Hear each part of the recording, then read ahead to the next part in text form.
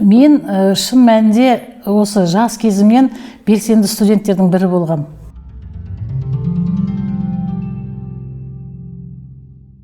Сондықтан бұл өмірде мынау дәріс беріп, ұстаз болғандықпен бірге мен осы студенттермен жұмыс істеген нәрсені өте ұнатамын. Студенттермен бірге жұмыс істеу, студенттердің белсенділіктігін арттыру деген мен үшін бір үлкен нәрсе. Өйткені мен өз басым содан өттім. Студент кезіміздегі достық, ол достықтың ең мықты достығы.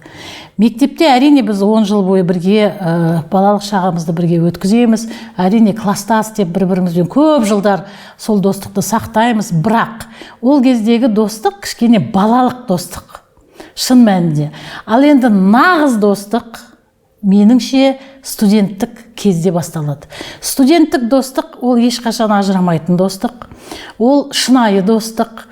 Сол кезде қалыптасқан бір-біріңе деген құрмет, ол негізі өмір бойы қалады.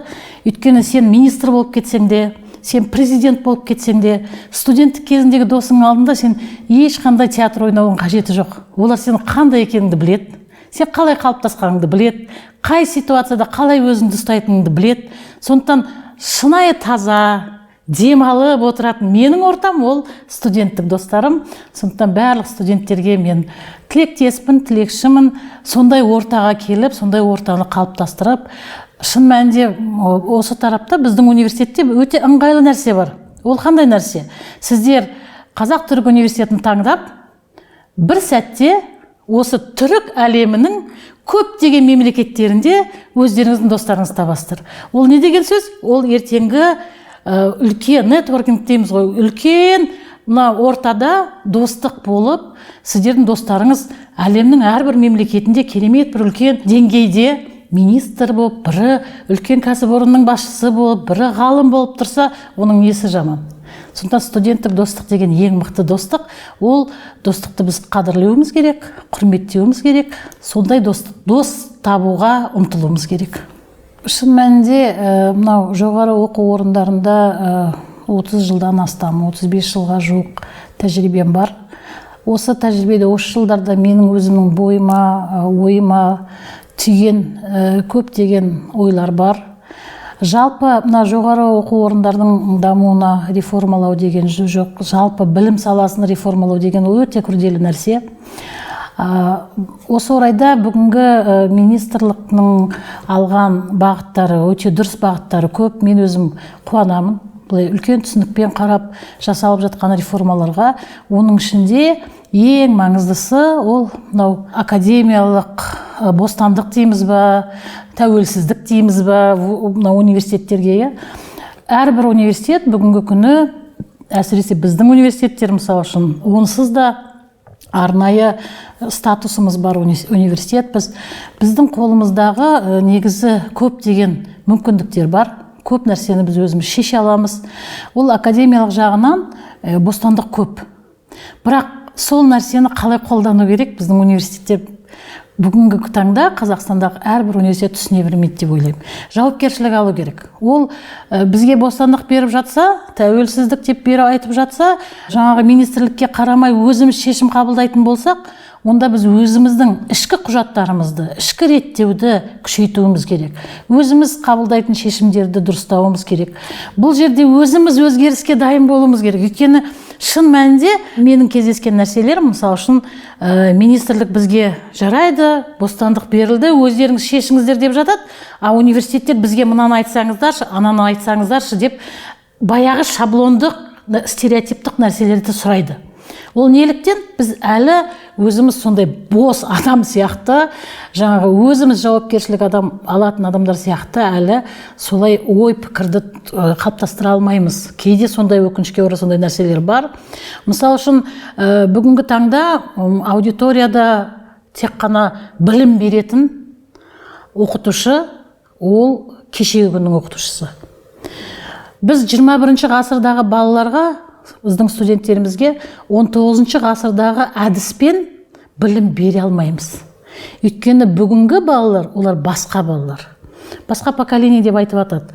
Қандай әріппен атасақ та оларды. Шын мәнінде бұл 21 ғасырдың балалары. оларға интернетте білімде қол жетімді. Сондықтан аудиториядағы ұстаздар, оқытушылар көбінесе тәлімгер ретінде қаралу керек деп ойлаймын. Жалпы кейде ол туралы да көп пікірталас болады. Негізі тәрбие болу керек па университеттерде? Тәрбие деген болмау керек деп біз шетелге еліктеп айтып жатамыз. Тәрбие деген болмау керек. Мен де мысалы үшін Нархоз университетінде шетелдік ректордың қол астында проректор болып жұмыс істегенмін. Сол кезде оның да бір таңғалатын нәрселер болатын. Воспитательная работа деген не ол? Болмау керек. Тәрбие жұмысы болмау керек деп. Ал енді шын мәнінде мен өзім ойлаймын. Біз тек қана білім беруші, оқытушы емеспіз, біз тәлімгерміз. Кез келген жоғары оқу орнында істейтін азаматша, ол соны есте сақтау керек. Сенің алдыңнан кездескен әрбір студент сенің жүріс-тұрысыңнан, сенің жауап беруіңнен, сенің ортаңа қарым-қатынасыңнан, сенің елге деген құрметіңнен, жауап бергеніңнен, әдісіңнен, бәрінен тәрбие алу керек. Оның бәрі тәлімгерлікке жатады.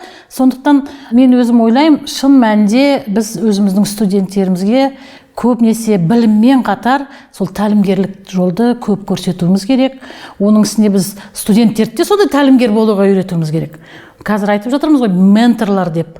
Шынымен менторлар, жоғары курстың студенттері төменгі курстың студенттеріне ментор болып жол көрсетіп, олар да тәлімгер бола алады. Олар да білгеніменен бөлісе алады.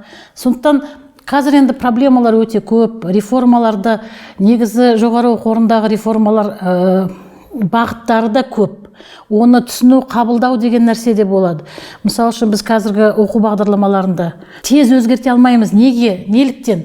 Қабылдау жоқ та. Қабылдау жоқ. Мен де кезінде кафедра меңгерушісі болғам.